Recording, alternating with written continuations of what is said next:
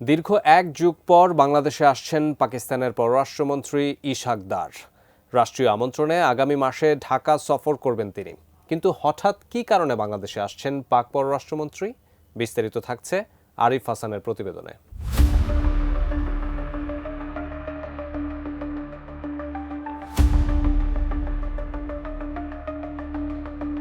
জুলাইয়ের বৈষম্য বিরোধী আন্দোলনে নাটকীয় পরিবর্তন ঘটেছে বাংলাদেশের রাজনীতিতে। ছাত্র জনতার তীব্র বিক্ষোভের মুখে ৫ আগস্ট দেশ ছেড়ে ভারতে আশ্রয় নিয়েছেন ক্ষমতাচ্যুত শেখ হাসিনা। এর মধ্য দিয়ে দিল্লির সাথে দূরত্ব বাড়লেও নাটকীয়ভাবে ঘনিষ্ঠতা বেড়েছে পাকিস্তানের সঙ্গে।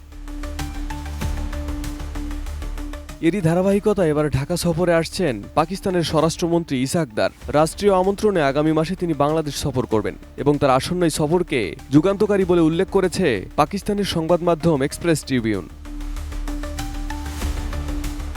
সংবাদ মাধ্যমটি বলছে, পাকিস্তানের পররাষ্ট্রমন্ত্রী ইশাক দার আগামী মাসে বাংলাদেশ সফর করবেন। আসন্ন এই সফরটি একটি যুগান্তকারী পদক্ষেপ, যা গত বছরের আগস্টে ভারতপন্থী সরকারের ক্ষমতাচ্যুত হওয়ার পর দুই দেশের মধ্যে উষ্ণ সম্পর্ককেই সামনে তুলে ধরেছে। এক্সপ্রেস ট্রিবিউন বলছে, ২০১২ সালের পর পাকিস্তানের কোনো পররাষ্ট্রমন্ত্রীর এটাই প্রথম বাংলাদেশ সফর হতে চলেছে। বৃহস্পতিবার এক সম্মেলনে ইশাক দার বলেন, বাংলাদেশের পররাষ্ট্র উপদেষ্টার আমন্ত্রণে ফেব্রুয়ারি মাসে তিনি ঢাকা সফর করবেন। বসুন্ধরা টিস্যুতে ছাড়ের ছড়াছড়ি।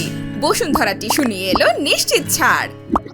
এদিন ইশাক দার সাংবাদিকদের সামনে প্রধান বৈদেশিক নীতির ঘটনাবলী এবং সরকারের অর্জন এবং ভবিষ্যৎ চ্যালেঞ্জের বিষয়ে সংক্ষিপ্ত বিবরণ দিচ্ছিলেন। পাকিস্তানের পররাষ্ট্রমন্ত্রী আরও নিশ্চিত করেছেন, বাংলাদেশের প্রধান উপদেষ্টা ডক্টর মোহাম্মদ ইউনূসও পারস্পরিক সম্মত তারিখে ইসলামাবাদ ভ্রমণের জন্য পাকিস্তানের আমন্ত্রণ গ্রহণ করেছেন।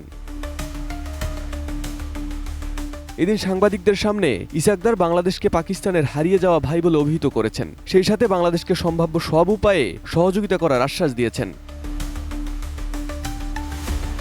এর আগে ২০১২ সালে সর্বশেষ পাকিস্তানি পররাষ্ট্রমন্ত্রী হিসেবে বাংলাদেশ সফর করেছিলেন হিনা রব্বানী খান। মূলত উন্নয়নশীল ৮ মুসলিম দেশের জোট D8 শীর্ষ সম্মেলনের জন্য তৎকালীন প্রধানমন্ত্রী শেখ হাসিনা ওয়াজেদকে আমন্ত্রণ জানাতে সে সময় ঢাকা সফর করেছিলেন তিনি।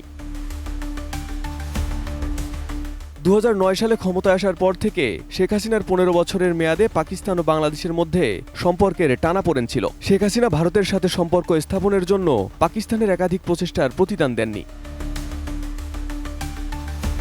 তবে রক্তক্ষয়ী গণ অভ্যুত্থানের পর গত বছরের আগস্টে হাসিনা ক্ষমতাচ্যুত ভারতে পালিয়ে যাওয়ার পর পাকিস্তান ও বাংলাদেশের মধ্যে সম্পর্কের যথেষ্ট উন্নতি হয়েছে। দুই দেশের মধ্যে সর্বোচ্চ পর্যায়ে বেশ অগ্রগতিও হয়েছে।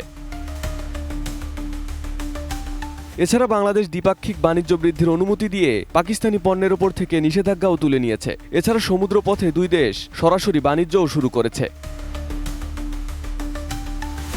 Arif Hasan, ATN news.